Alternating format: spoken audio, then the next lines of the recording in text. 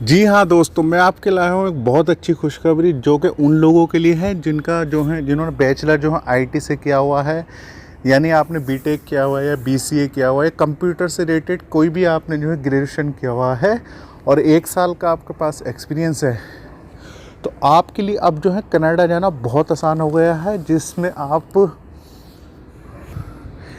GTS जो कि global talent stream जो है उसके अंतर्गत आप जो है कनाडा अब आसानी से जा सकते हैं, न बल्कि जा सकते हैं वहाँ का वर्क परमिट लेके। वहाँ पर जो है आसानी से जब आप वहाँ वर्क परमिट पूरे हो जाते हैं आपके 2 साल का वर्क परमिट मिलने के बाद, तो पीआर के लिए भी अप्लाई कर सकते हैं। तो बहुत अच्छी अपॉर्चुनिटीज़ आपके पास थे। मैंने जो है ये न्यूज़ मिली थी तो मैंने सोचा इस पर वीडियो बना दूं। तो अगर आप इंटरेस्टेड हैं तो जल्द से जल्द अपने जो है डॉक्यूमेंट जो है हमें असिस्ट करा सकते हैं। इसका प्रोसेस देखिएगा वही है, सबसे पहले आपके डॉक्यूमेंट असिस्ट होते हैं।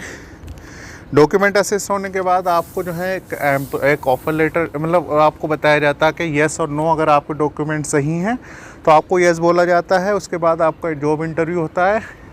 इंटरव्यू के बाद आपको ऑफ़र लेटर मिलता है और वहाँ के एम्प्लॉयर के द्वारा लमिया जो है आपको मिलता है, जो कि वहाँ के एम्प्लॉयर के द्वारा आपको मिलता है। ठीक है, फिर उसके बाद आपका वीज़ा प्रोसेस होता है, यानी इसमें जो है जो प्रोसेसिंग टाइम है वो 2 से 3 महीने जो है लग जाते हैं। और आपका जो प्रोसेस है वो बिल्कुल आसानी से हो जाता है। तो अगर आपको जेएनयू में और अच्छे तरीके से जाना है तो जल्द से जल्द, अगर आपका कंप्यूटर से रिलेटेड कोई भी ग्रेजुएशन है, बीटेक भी किया हुआ है इवन आपने अगर, तो तब भी आप लोगों को, और 1 साल का एक्सपीरियंस है आपको, तो आपके लिए बहुत अच्छी अपॉर्चुनिटीज़ है, आप यहाँ पर जा सकते हैं। ठीक है, तो आई होप जो है जो भी इस वीडियो को देख रहे हैं आईटी से रिलेटेड हैं आप, तो आप जो है जल्द से जल्द से कॉन्टैक्ट कर सकते हैं, न बल्कि कॉन्टैक्ट कर सकते हैं। आप जो है कनाडा जाने के लिए भी जो है एप्लीकेबल हो सकते हैं। ठीक है, इसके अलावा बात करें अगर जो है आपके पास अगर कंप्यूटर से रिलेटेड नहीं है और कोई सी भी बैचलर डिग्री है, तब भी हम आपका जो है पीआर में जो है करा सकते हैं। उसके लिए यही है कि जब सबसे पहले आपको अपने डॉक्यूमेंट असिस्ट कराने पड़ेंगे और आइल्स की ज़रूरत है उसमें। लेकिन ये जो मैं बता रहा हूँ जीटीएस, इसमें आइल्स की ज़रूरत नहीं है।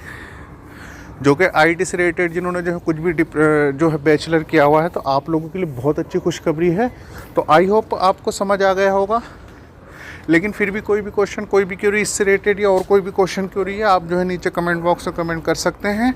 इसके अलावा देखिएगा, आप और किसी भी कंट्री जाना चाहते हैं, फॉर एग्ज़ाम्पल आप जैसे कि यूरोप के किसी कंट्री या मिडिल ईस्ट या और कहीं भी जाना चाहते हैं, तो आपके प्रोफाइल के अकॉर्डिंग ही जो है आपको जॉब मिलेगी।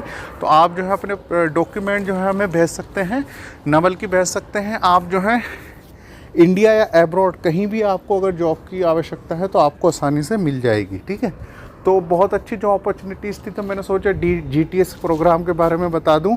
तो उन लोगों के लिए बहुत अच्छी खुशखबरी है जिन लोगों ने जो बैचलर्स जो है आईटी से किया हुआ है या कंप्यूटर से रिलेटेड कोई भी बैचलर जो है किया हुआ है, तो आपके लिए बहुत अच्छी जो है अपॉर्चुनिटीज़ हैं। ठीक है, तो आई होप आप ऐसा करेंगे दोस्तों। प्लीज़ कमेंट बॉक्स में कमेंट करके मुझे बताइएगा वीडियो कैसी लगी है आपको, और किन किन स्पेसिफिक टॉपिक पर वीडियो चाहिए, जिससे कि मैं उससे रिलेटेड वीडियो बना सकूँ, न बल्कि बना सकूँ आपको उससे रिलेटेड गाइड भी कर सकूँ। तो आई होप आप ऐसा करेंगे दोस्तों। मैं ऐसी इन्फॉर्मेटिव वीडियो के साथ दोबारा फिर हाजिर होऊंगा। तब तक अपना बहुत सा ख्याल रखिएगा। अल्लाह हाफिज़, हैव ए नाइस डे।